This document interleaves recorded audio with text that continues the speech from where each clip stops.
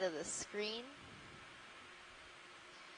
It's related to the crinoids, the feather stars that you see on the sponge, but it has a long stalk instead of leg-like cirri. And so that's a sessile version of the feather stars, which can swim away. Good luck with the hydraulics.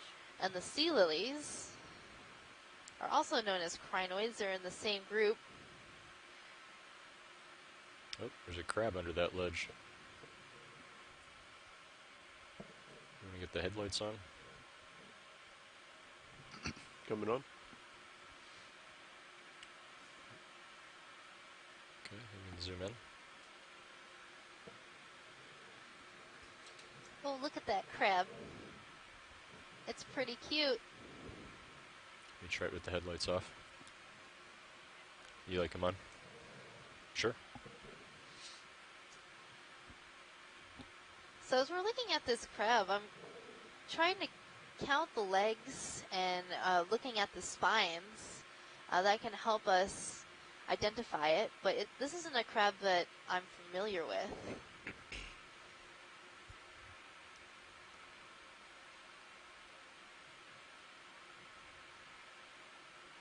But as we zoom in, you can look at its helipeds, those pincing arms.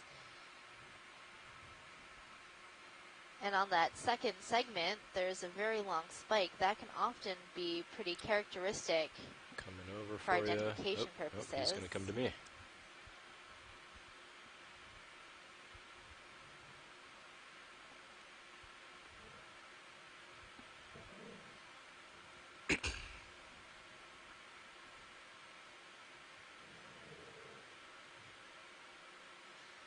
And as we're zooming in, you can notice the little mouth parts of this crab are moving, and it's fluttering them. And that's how this animal senses its environment. Okay. So you're noticing the little antennae that are moving. That's how the crab can smell. And then the movements that you're seeing within the mouth parts help bring oxygen to the crab, so it's moving the water near its mouth.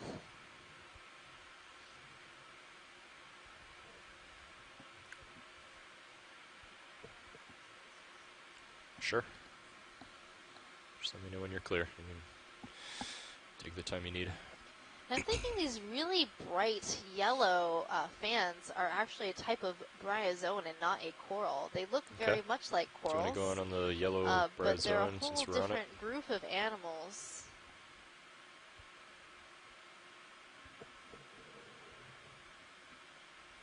We're going to take a nice zoom, see if that's right.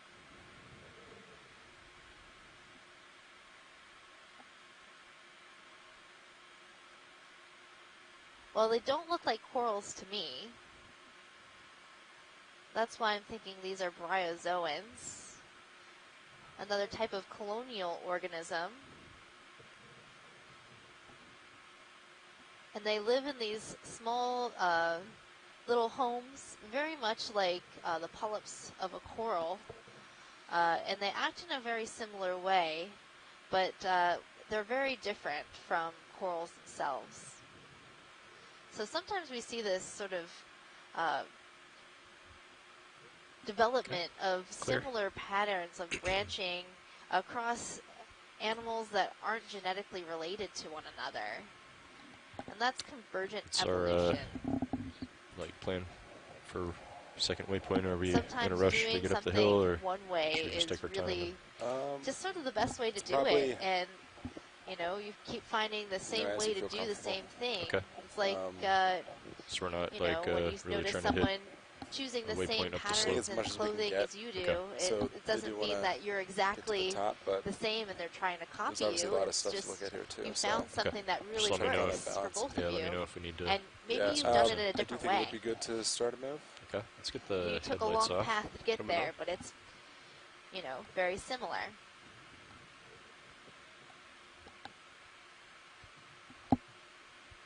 Looks like it's pretty flat out ahead of Sirius.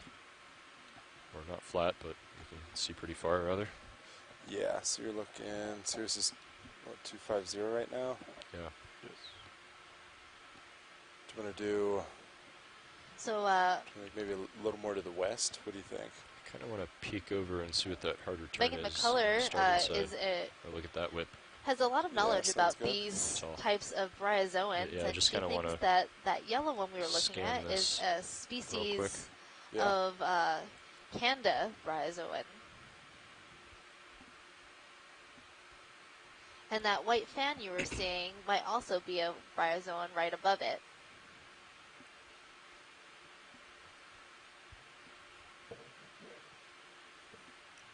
Yeah, I think we should maybe hug this wall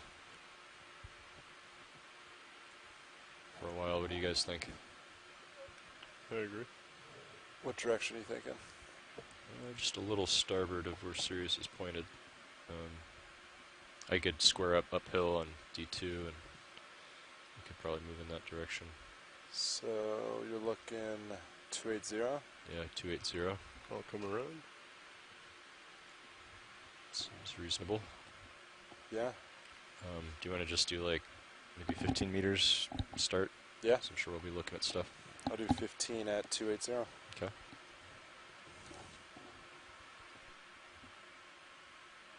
Do we want to do it a little shy of 280 so I slide closer to the wall? Instead No, I of going... think the direction's good. You could maybe turn Go your head a over little there. to port. Come to 275. As we're approaching this wall, you'll notice a very long, unbranched coral. That is a type of bamboo coral.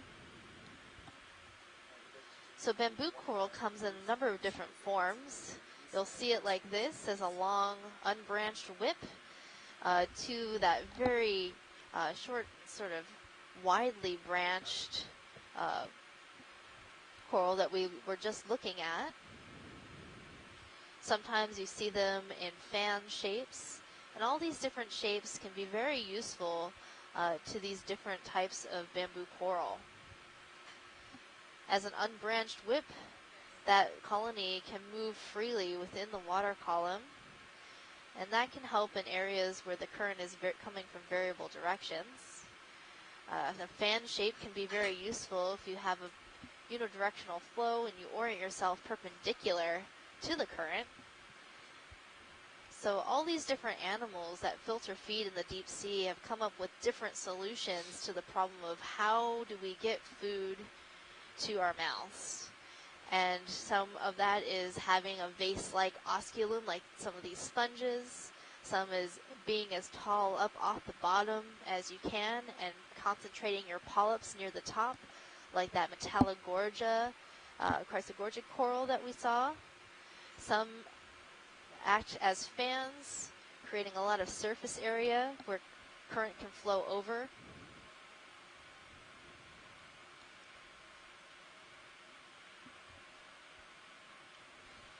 Yeah, it's really interesting seeing these brittle stars, which previously I've only seen associate with corals wrapped around the bases and bodies of those vase sponges that we were looking at.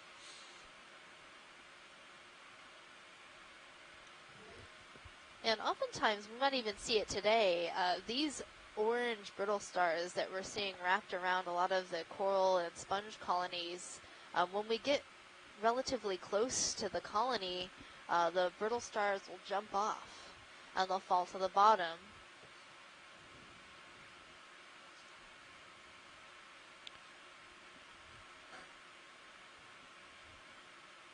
Yeah, and this looks like a vase with absolutely encrusted with are those brittle stars or are those crinoids? Those are brittle stars, but there might be a crinoid on there. I think I am spotting a crinoid. And it's not unusual to see a bunch of different types of invertebrates and different types of animals living on the same sponge or coral.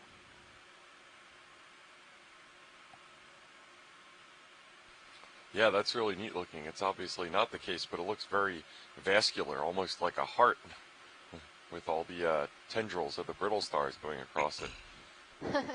That's a really interesting analogy.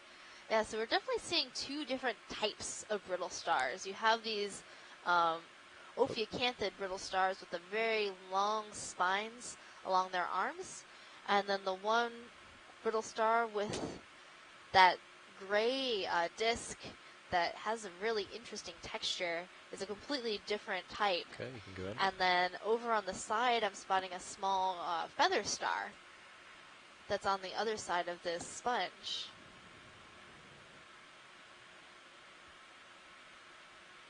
And that's not to mention anything that might be living inside this face sponge. Sometimes we see animals like Is that the polychaetes iris or sticking, shrimps Emily?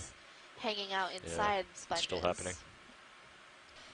Yeah, it's still causing the occasional problem. Yeah, I can Okay, let's definitely come see up. what you mean as well about the brittle stars apparently reacting to the stimuli of Deep Discoverer's approach. None of them bailed out, but they certainly did look to appear to be tentatively considering their position as we loomed over them. Yeah, I'm not exactly sure what type of stimuli they respond to, but my best guess would be could, they you can could feel come the down a little movement bit, of the Lars. water caused by the vehicle, and they take it as I a might move down threat. a bit. So, Okay. the best way to avoid it is to fall down onto the substrate, and brittle stars can actually really move fast when they need to. So fast, in fact, that we've seen a group of brittle stars capture a squid before. I would need to see that to believe it, Megan. I believe when you say it, but my own eyes would just need to confirm. Holding a Delta Z of 13. And if you do want to Okay. watch that video, you can find it on oceanexplorer.noaa.gov. That is our website where we are often posting videos, images, mission logs, and other information about our dives.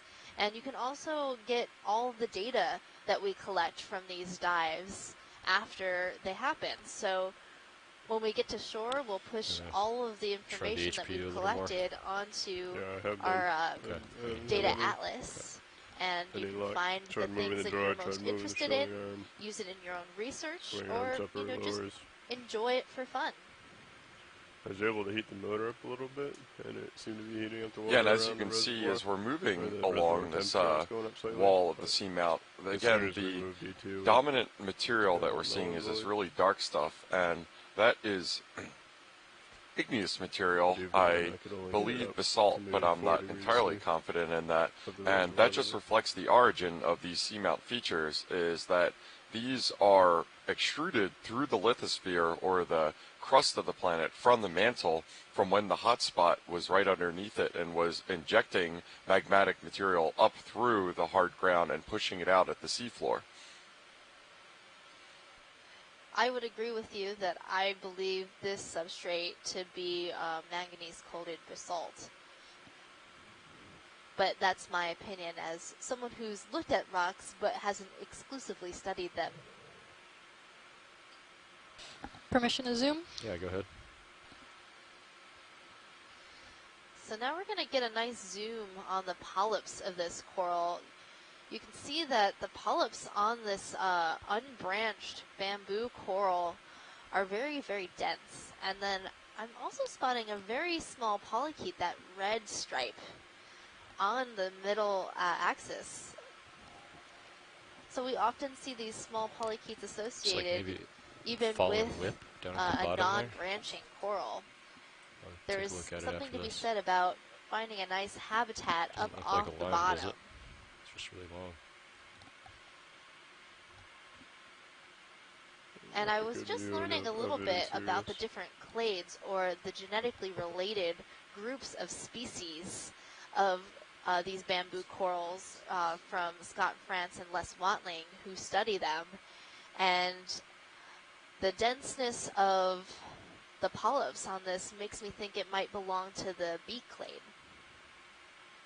And so the beak clade, they've been naming clades just after letters, and as we describe them further, the names might change a little bit. But it's a way for us to classify these Let's come out video. groups as one Sorry. group and help us, Just lost identify the different features within these groups, so that we can, change I'm just and going to take a update look our at this thing below taxonomy us real quick. as we I want learn to make sure more. it's not a line. Yeah, and that nice zoom gave us a good insight into why Looks these like a corals fallen prefer stalk. to be protruding off of It's the a rock really and long out one. into the water column. You could see that current lazily drifting by and bringing material to the corals. That's kind of a metric for how quick the current speed was moving at this instant snapshot of time, but it really stood in contrast to our last dive in Oceanographer Canyon, where the current was probably about an order of magnitude faster than it we're currently observing right now.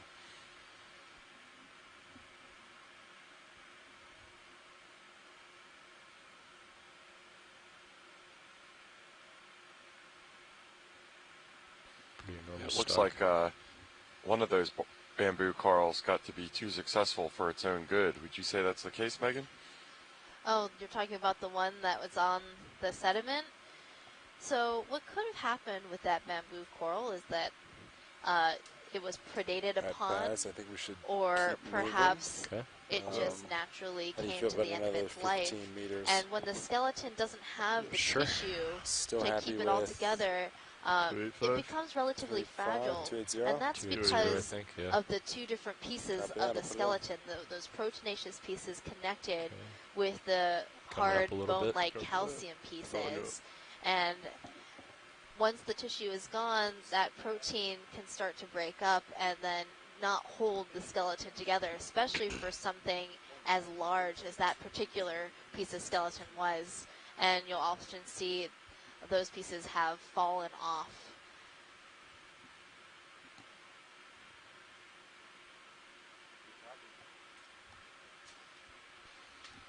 This is quite an encrusted sponge coming into view right now, and unless my eyes deceive me, quite a large specimen as well.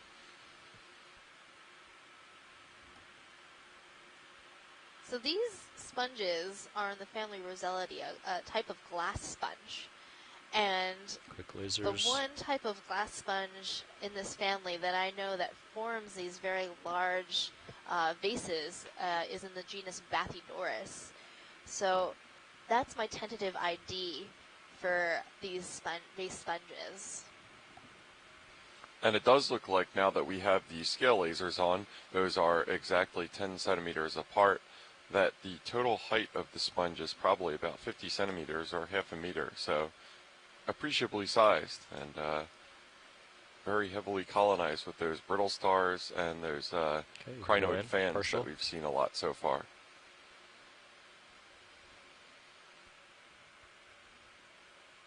And all of these associated organisms that we're seeing right now can easily move from sponge to sponge. But when you find a good sponge, you got to vie for your spot, which is why there are so many right at the top of this sponge. It's probably the best location for feeding. So just like the seamount, where you're seeing accelerated currents around and over the top of the seamount, this sponge is probably seeing accelerated currents across this osculum, this opening on the top of the sponge.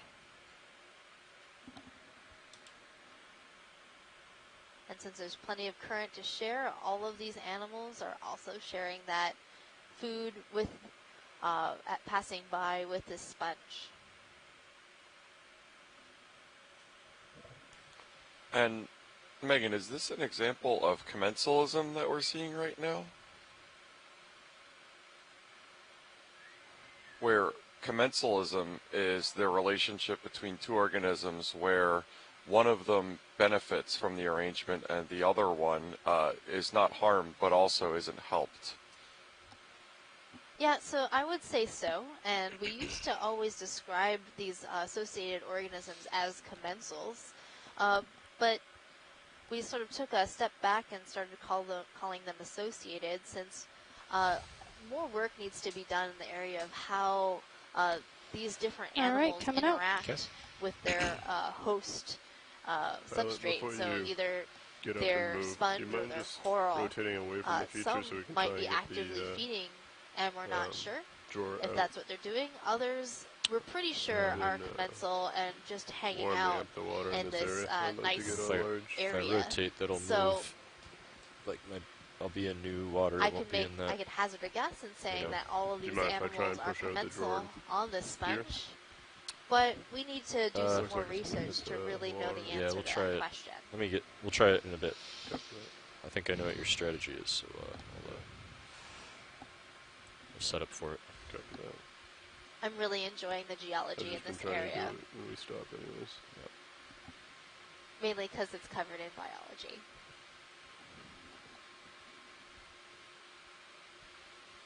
Yeah, and it should also be noted that even though we do see what look like bedding planes along this rock, if this is igneous material, if it is volcanic extrusions, that's probably not what we're seeing, because igneous is one of the three fundamental groups of rock types, sedimentary, igneous, and metamorphic, which means that this was extruded and deposited and cooled into one solid material instead of stuff settling out of the water column and forming layers like a sedimentary rock would.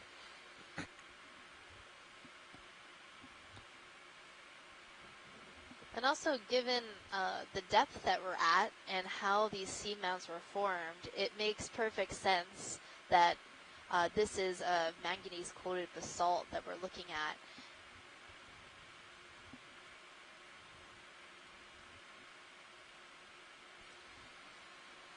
Geologically, this is a little bit outside of my wheelhouse in an igneous environment. Most of my day job and my typical study is in sedimentary environments, so it's a little, it's a lot of learning experience that I'm undergoing right now. The canyons, as erosive features, generally speaking, were much more within the stuff that I normally study, but, you know, it's good to get outside of your comfort zone, Megan. I agree, Jeff. So this study of the growth of different types of deep-sea coral and sponge communities on seamounts is more in my wheelhouse, whereas the canyon communities were pretty much new to me starting on this expedition. So I've been really looking forward to these dives on the seamounts and comparing them to what I know about seamounts in the Pacific. And I also was really interested in seeing how the communities on seamounts here in the Atlantic compare to the communities that we were reviewing in the canyons. It's a new coral for this dive. And trying to understand if they're in some way also connected. Allow me to set up for the drawer for Lars. I really like that black coral right between these two sort of pinnacles of the rock. So that's that feather-looking coral. This one. So that coral is a type of black coral in the genus Bathypathes. And it is abundantly apparent to me that it does not appear to be black, but this nomenclature, quirkiness, has been explained. Could you go through it one more time, Megan? So we call black corals because their skeleton is actually go ahead, black. Lars. Copy that. And that's the same. That same nomenclature applies to a number of different coral groups, like the golden corals, which are also in view. Those are those long, bottle brush-looking colonies in view, and they're called golden corals because when the tissue is not there and you're looking at just the bare skeleton, it appears to be golden in color. And pink corals or red corals also have a pink or red colored skeleton.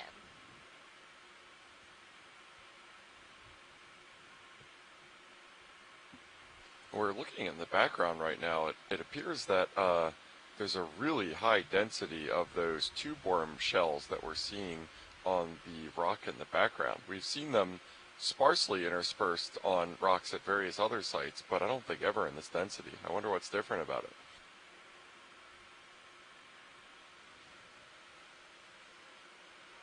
Well, I don't know if I could say what's different about this area compared to other areas, but the basalt is probably a better substrate to create your tubes that encrust these types of rocks compared to the more sedimentary rock that we were looking at in the canyon areas. Sort of like that mudstone that we collected the other day. It was very soft, and I was really confused why we weren't seeing corals there. But when we went to collect a piece and it started to crumble apart, it made perfect sense. A coral would be able to create a holdfast there because any weight on it just even the smallest touch by the manipulator arm caused it to crumble. So you could really understand more about where you're seeing animals based on what kind of substrate you're seeing. Looking down And 255. the different communities on hard substrates versus soft substrates, and how that in this area we're seeing both sedimented areas along with these hard exposed rock areas. It increases the diversity in this area because you have different You want me to communities swing my head a living in little both more? areas. Sure. Yeah, coming over. And I'm kind of moving up slope so you can come up on the winch as well. I'll keep a delta of around 13.